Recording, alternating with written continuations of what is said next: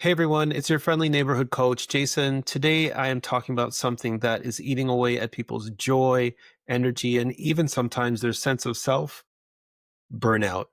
Let's go. I'm not just talking about your energy that would be fixed by taking a nap or eating something. I'm talking about the long, enduring, emotional, physical, mental exhaustion that makes even the things that you love feel heavy, if you know what I mean.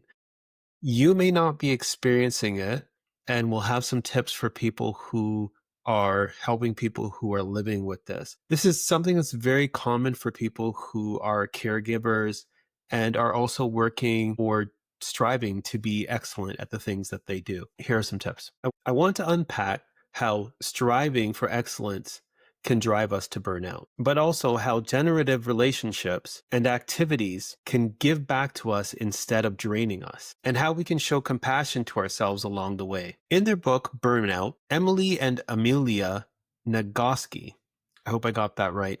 I believe it's Nagoski, Emily and Amelia Nagoski. They talk about how burnout isn't just having too much to do. It's about getting stuck in a stress cycle that we never get to complete over and over again. I do recommend you read the book for yourself. I'll post a link below so that you can grab it, or you can go to your local library and borrow it. They probably have it. It's been out for a while now. When you're someone who's always striving for excellence, whether that's in your career, your relationship, parenting, caregiving, or frankly, for a lot of us, a combination of all of the above, you can end up constantly pushing. Excellence feels good until it starts to demand everything that you have to give and starts eating away at the things that are actually important to you. For women, there's especially an added pressure: societal norms. You're expected to be high achieving at work, available at home, physically fit, and make all of that look easy at the same time. That's not excellence. That's an impossible standard. The Nagoskis make a key point. Stress is a physical process in the body. You can't just think your way or mindset your way out of it. You have to physically complete the stress cycle. I'm going to give you a couple examples of things that can help you to complete the stress cycle. There's a lot of history in the book where they cover what things would have been like in a more traditional society, where you would come home and there are things you would do. But I want to give you some tools that you can use in your real life now. Here they are. 1, movement. It doesn't have to be complicated. Dancing, exercise, anything that gets your body moving for more than a few minutes can help you to complete the stress cycle. Breathing, taking slow, meaningful breaths. Meditation is great. Any breath work that you can get comfortable with. I say that because there are different kinds of breath work, and there are things that work for some people that don't work for others. I'm not going to be prescriptive about this because there are things that you might be more comfortable with or not, and any one of these will work. Laughter, genuine belly laughter. I mean laughing till you cry, not the polite kiki or typing LOL like we do when we're looking at things on our phones. I mean actually laughing until you almost are in tears or until you can't breathe. A really good laugh. Affection. Starting with something as simple as a long hug, 20 seconds, for example, with somebody who you really care about. A 20-second hug might feel long to you at the beginning. It's something that we used to get maybe as children or when we started our relationships. But typically, as life steps up, we start taking these 3-second hugs or 1-second hugs that we might have reserved for people or aunts that we didn't like, or family that we didn't, no shade to the aunties, I'm just kidding, but people that we weren't that close to. And we start giving them to our partners and our friends. So what I'm suggesting you do is that you take these hugs that you used to give to people, your friends when you hadn't seen them in a long time, or your partner just because you care about them, and just let the hug linger. It'll feel weird, but it'll help with the burnout. And the last one is creative expression. Whether it's singing or painting or, again, dancing, anything that is a creative expression that maybe you've given up because you told yourself, I just don't have time for that. These other things are more important. Take that back up. All of the examples that I've given you aren't things that you need to do for half an hour. These are things that if you can add into your day, give yourself 5 minutes of any combo of these things, and you will probably start to see some improvement in your burnout. If you don't, it's a good idea to talk to your medical professional or to your therapist, talk to someone about it because it doesn't just go away by itself. It actually tends to get worse before it gets better. And sometimes burnout leads to breakdown. And remember, the goal isn't to remove all stress. We can't do that. Some stress is good. Stress is a normal part of our lives. The goal is for you to face the stress in a healthy way. The goal is to face the stress so it doesn't consume you. It's really also important to have generative relationships. A generative relationship is one where you don't feel heavy or you don't feel compelled every time in that relationship when you talk to that person or meet with them to be a caregiver. You are allowed to just exist. A generative relationship would be where you feel lighter, not heavier after the conversations you have with that person. In short, generative means that that relationship gives back to you. You feel more filled up after you talk to them, not like you've just gone through a workout. Not all of your relationships are going to be like this. And it's natural to take turns taking care of each other, but you do want some relationships where you get to be the person who's on the receiving end, or where you just get to enjoy each other and neither of you has to be on the receiving end because you're having fun. That's what we used to do in a lot of our friendships when we were younger. Sure, we would spend time listening to each other's challenges, but that wasn't generally every day. If you get into a place where you are the person who is talking to people all the time about their problems, who is always serving, it's a good sign that you need some relationships where you're more free to just relax and enjoy yourself. Okay. A generative relationship can also be mentoring. Now, this may seem counterintuitive because I just said you shouldn't be serving, but sometimes a mentoring relationship allows you to serve in a way where you get to be part of a community with the other person where their growth and their forward movement makes you feel lighter.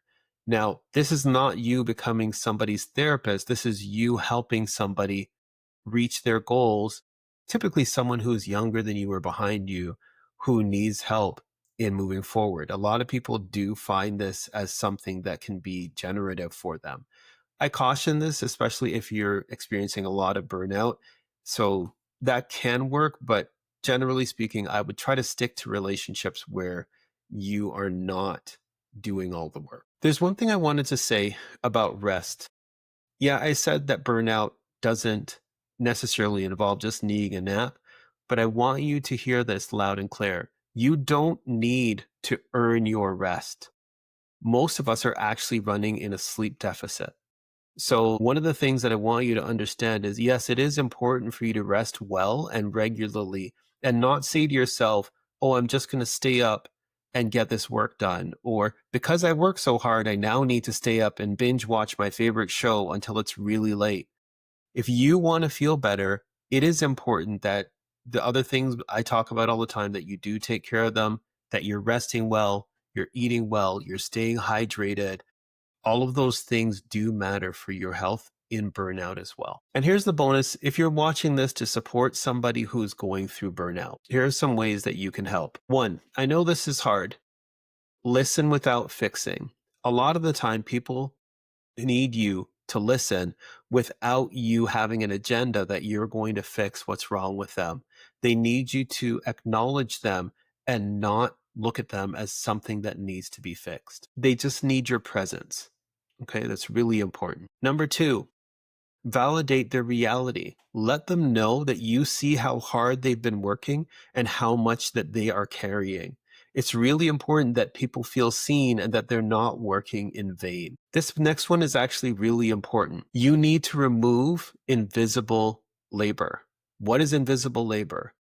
The things that the people around us do all the time without us asking. If we know that they are burned out, it's time that we step up. We need to take some of the stuff that they do off of their plate without making them responsible for the handoff. So if you say, hey, what can I take off of your plate to make it better? You are giving them work. For you to actually step in and take over some of the invisible labor, you need to look at some of the things they do and just do them. If your partner is regularly the person in your home who makes dinner, just make dinner some days. Pick a day where you regularly make dinner, or if you have time and you were there before them, or if you can do meal prep some days, take that step to take something off their plate. That's just an example. You can think of any of the things that your partner does in the home that you don't do. If you have time to do them, or if you can share the load, sometimes you have to hire someone to do those things. If you have means, if you have financial means to hire someone to do some of the things that your partner regularly does, consider it as something that you can do in order to help with their burnout. Now, this has to be done without judging them or without you needing to be stroked for how much you're doing for them, because that is also giving them work. This can also include managing the family calendar, telling them that you've booked the appointment that needs to be booked. You made that phone call. It takes work off of their plate. And you shouldn't be doing this because you need the kudo afterwards. You should be doing this because you're a team and you understand that stepping up is going to help the team. I want you to encourage them also to have the generative space that we talked about, that it's okay for them to choose rest. It's okay for them to take a night where they go out and they enjoy their friendships, or they make a phone call to their friends without feeling like they are abandoning the family or things that they have to do. They need that time in order to function better, in order to be a whole person, in order to be healthy. And if you can give that to your person, it's really an important and valuable thing that you can do. Last but not least, model your own boundaries and model the healthy lifestyle that you want your partner to have. So all of these things that we listed before that I've talked about in order to help with burnout, look at yourself and make sure that you're not also living a lifestyle that's leading to burnout, because the only thing worse than having one person in a relationship who's burnt out is having two. Burnout doesn't just disappear overnight. We need to change our behavior and change our thinking about how we're living our lives. We can face it with self-compassion, compassion for the people that we live with, and be intentional about how we spend our time. We need to take time to recover and be in relationships that feed us, and our relationships can get stronger and our health can get better. If you're in burnout right now, you're not broken.